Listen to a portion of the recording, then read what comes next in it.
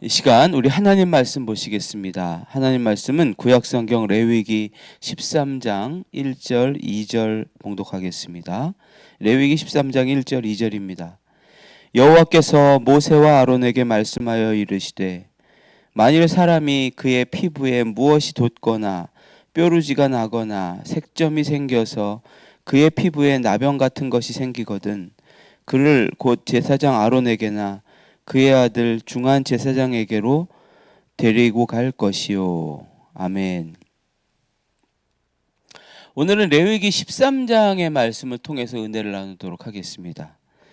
레위기 13장은 우리 현대 성도들에게는 좀 다소 생소하다고 할 수 있는 나병에 관한, 나병을 진단하고 하는 내용에 대한 그런 것이 주를 이루고 있습니다. 이 옛날에는 나병을 문둥병이라고 했었죠. 이 나병 진단 대처 방법에 대한 내용이 대부분이다 보니까 많은 성도님들이 이게 나와는 좀 관계가 없는 내용이다. 또 적용하기가 내 삶에 적용하기도 힘든 부분이다. 뭐 이렇게 해서 그냥 넘어가시는 경우가 참 많습니다.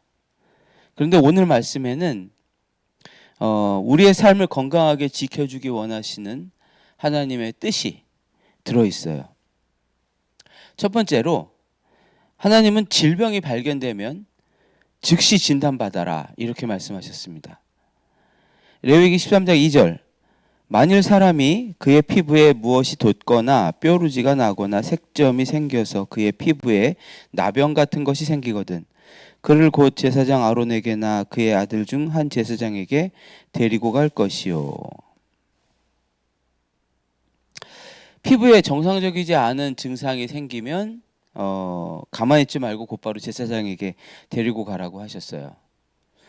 왜냐하면 발견해야 치유가 시작될 수 있는 것이고 또 발견해야 보호할 수 있기 때문입니다.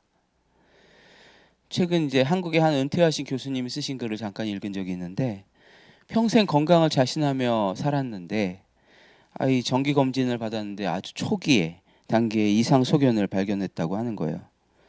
처음에는 나는 건강한 줄 알았는데 왜 이렇게 나한테 이런 일이 생겼을까 당황했는데 그래도 의사가 하는 얘기가 지금 발견된 것이 참 다행입니다.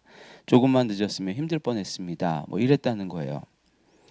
그게 참 조기 발견을 한 것이 자기에게는 이제 두 번째 기회, 인생의 기회라 여기고 이제 이전보다 훨씬 더 건강을 신경 쓰면서 더 활기차게 인생을 살고 있다. 뭐 이런 글을 쓴 적을 제가 잠깐 봤습니다. 발견이 치유의 시작이죠. 하나님은 이스라엘 백성들이 거룩하고 건강하게 보존되기를 원하셨어요. 그래서 아주 작은 피부의 변화조차 발견되면 세심하게 살펴봐라. 그렇게 말씀을 하셨습니다. 그래서 한 사람의 아픔이 공동체 전체로 번지지 않게 또 보호하신 것이죠.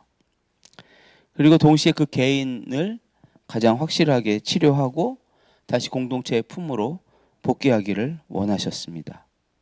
이상이 있으면 곧바로 진단받는 것이 회복을 위한 중요한 매뉴얼인 것이죠.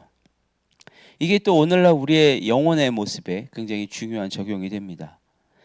오늘날 우리는 너무나 바빠서 뭐 영혼의 도단한 부스럼, 불구스러운 점 이런 거 다 무시하고 지나칠 때가 참 많아요. 육체는 신경 쓸지 모르는데 영혼에 대해서는 신경을 잘 안 씁니다.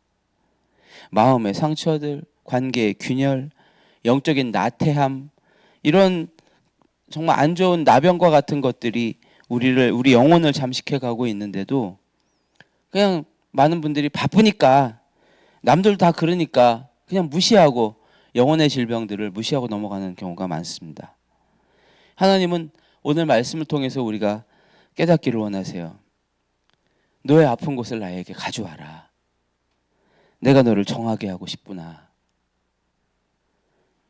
여호와 라파 치료하신 하나님 앞에 우리의 모습을 보여드리고 또 진단받기를 예수님의 이름으로 축복합니다. 그리고 두 번째로 확실하지 않으면 기다려라 이렇게 말씀하셨어요. 4절과 5절을 보면 제사장이 환부를 보았을 때에 이게 나병인지 아닌지 확실하지 않으면 즉시 판정을 내리지 말라고 하셨어요. 그리고 환자를 1회 동안, 7일 동안 가두어두라 이렇게 말씀하셨어요. 그리고 이제 7일 후에 다시 진찰을 해라 하셨습니다. 만약 7일 후에 또 봤는데도, 진찰을 했는데도 또 확실하지가 않으면 그러면 또다시 7일을 기다리라고 하셨어요. 그러니까 최장 14일을 기다려보는 것이죠. 하나님은 제사장에게 성급하게 판단하지 마라. 관찰하고 기다려라. 이렇게 말씀하신 거예요. 이 7일 혹은 14일 동안 기다리는 동안 이 환자가 얼마나 굉장히 불안하고 고통스러운 기간이겠습니까? 그러나 이 기다림의 시간이 너무 중요한 거예요. 만약 제사장이 제대로 관찰하지 않고 곧바로 그냥 증상을 얘기하면서 너는 나병이야 라고 판단한다면 이게 자칫하면 한 사람 인생 전체가 완전히 그대로 파멸할 수가 있는 거죠. 또 반대로 나병인데도 아니야 나병 아니야 괜찮아 라고 판단한다면 공동체 전체가 또 그 사람 때문에 위험에 빠질 수도 있는 것이었습니다. 그러니까 하나님은 이 최장 14일의 기다림을 통해서 성급함을 누르고 하나님 안에서 진실이 드러나기를 기다리게 하신 거죠. 이 우리의 문화 속에서 참 요즘 우리는 얼마나 모든 게 빨리 지나갑니까? 너무나 빨리빨리 돌아가는 문화 속에 살고 있어요. 더더군다나 뭐 한국 사람들의 이 빨리빨리는 뭐 전 세계 최고 아닙니까? 관계에 문제가 생겨도 즉시 결판을 내야 직성이 풀리고 생활에 어떤 문제가 생겨도 그냥 밤을 새워서라도 당장 문제를 해결하고 해결책 찾아내야 될 것 같은 그런 압박감을 우리는 느끼며 살고 있습니다. 모든 게 다 빨리빨리 해야만 직성이 풀려요. 근데 모든 게 다 그렇게 금방 해결된다고 해서 좋은 것은 아니에요. 때로 하나님은 우리의 삶에 강제적인 멈춤을 허락하실 때가 있죠. 예상하지 못했던 공백기가 나에게 다가올 수도 있고 또 갑작스러운 질병이 있을 수도 있습니다. 아니면 내가 원하지 않았던 관계의 단절이 찾아올 수도 있습니다. 그러면 우리는 이제 조급해가지고 소리 지를 때가 있어요. 하나님 왜 이런 일이 생겼습니까? 왜 저만 이렇습니까? 왜 저를 이렇게 놔두십니까? 왜 제 앞길을 막으십니까? 급하시더라도 오늘 말씀을 한번 기억해 보시면 좋겠어요. 기다려야 하는 것, 잠시 멈추는 것, 이것은 우리를 망치기 위함이 아니라 진짜 문제가 무엇인지 명확하게 드러나게 하시는 하나님의 정밀 검사 기간, 우리 영혼의 정밀 검사 기간일 수도 있습니다. 그래서 우리를 돌아봐야 돼요. 계속. 더 큰 영적 오염과 부패를 막기 위해 하나님이 만지시는 시간일 수도 있는 것입니다. 7일 그리고 또 7일. 하나님 왜 계속 기다려야 합니까? 너무 불평만 하지 마십시오. 너무 서두르려고만 하지 마세요. 하나님께서 여러분의 환부를 직접 살펴보고 계십니다. 오늘도 여호와 라파 치료하시는 하나님께 여러분의 아픈 곳을 검사 받으시고 또 하나님의 치유를 받으시기를 축복합니다.